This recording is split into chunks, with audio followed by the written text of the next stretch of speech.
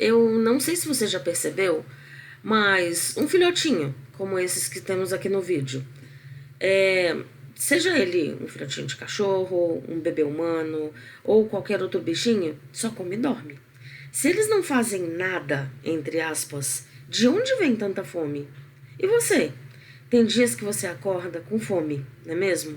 Mesmo quando a gente janta na noite anterior, antes de dormir, às vezes a gente acorda com uma baita fome. Da onde vem essa fome? De onde vem essa fome? É isso que eu vou conversar com você nesse vídeo, sobre o metabolismo basal. Vamos lá. Você sabia que pelo simples fato de estarmos vivos a gente gasta energia? Olha aqui, nessa imagem a gente tem um homem dormindo tranquilamente com um bebê. Mesmo aqui, nessa posição, essas duas pessoas estão consumindo energia. É isso mesmo. Mesmo quando a gente dorme, o nosso cérebro continua em atividade, nosso coração continua batendo, os nossos pulmões continuam trabalhando e todos os outros órgãos e sistemas do nosso corpo também continuam em atividade. E para que essa atividade permaneça, eles precisam de energia. E o metabolismo basal, ele define esse mínimo de energia necessária para regular essa fisiologia normal do nosso organismo, mesmo quando a gente está em repouso. E ele considera o conjunto de todas as reações necessárias para a manutenção das atividades básicas de manutenção da vida. Então, o metabolismo ele tem 4 funções específicas e eu vou colocar aqui na tela para você anotar junto comigo. Primeiro, anota aí. Obter energia química pela degradação dos alimentos consumidos. Segunda função, converter as moléculas dos alimentos em unidades fundamentais, precursoras das macromoléculas celulares. Terceiro, produzir proteínas, ácidos nucleicos e produzir também outros componentes celulares.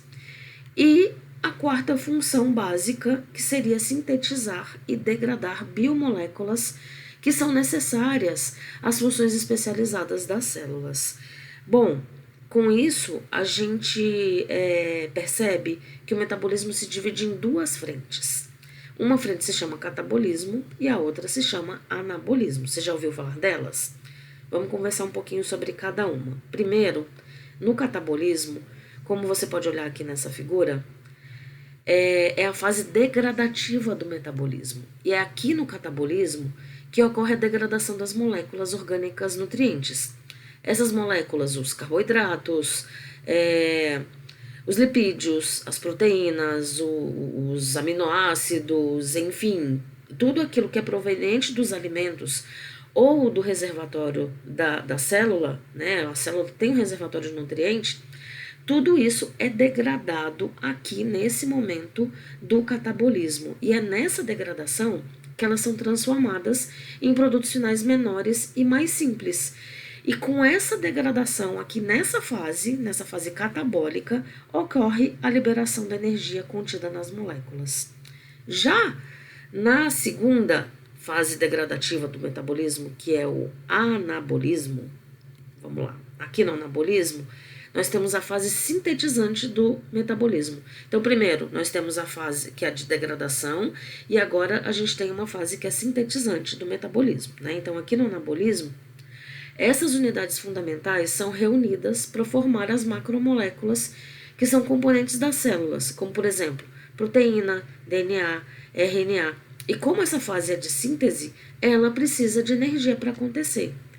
E o metabolismo basal, ele não é igual para todo mundo, né? Então, olha só, aqui nesse vídeo, nós temos aqui uma moça se exercitando, né? Então, o metabolismo basal dela, a quantidade de energia que ela, que é uma atleta, que claramente se exercita, é diferente do metabolismo basal de uma pessoa que não se exercita com frequência. Então, a energia mínima necessária para manter o organismo vivo depende de 4 fatores.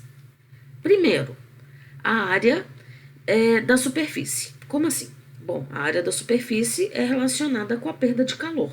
Quanto maior a área de superfície, maior a perda de calor. Segundo fator, a idade. Então, Na idade, quando a gente fala de idades, para se relacionar ao metabolismo basal, a gente tem que pensar em dois fatores. Primeiro, o fator do crescimento e depois a quantidade de massa muscular. Quanto mais jovem, maior o consumo de energia por causa do crescimento do corpo. Né? Então, um adolescente vai gastar muito mais energia do que uma pessoa da minha idade, né? Já que eu não estou mais em crescimento, em fase de crescimento, mas o adolescente sim. Depois, a gente tem o fator sexo. Em uma mesma espécie, o metabolismo basal das fêmeas é mais baixo que o dos machos, por dois motivos. Primeiro, as fêmeas normalmente têm menos massa muscular. E depois, a gente tem a ação dos hormônios femininos, né, no corpo das fêmeas, claro. Outro fator que a gente tem que considerar é o nível de atividade física. E não só de atividade física, mas de atividade física e mental. Quanto maior for o nível de atividade, maior será o gasto energético. Então, agora a gente consegue entender por que os filhotes têm tanta fome e também a gente consegue entender como que, por exemplo, um adolescente, como esse que a gente está vendo aqui no vídeo, né, come muito mais do que os adultos, sente muito mais fome do que os adultos, sente tanta necessidade de comer de forma mais frequente, em maior quantidade, do que um indivíduo adulto.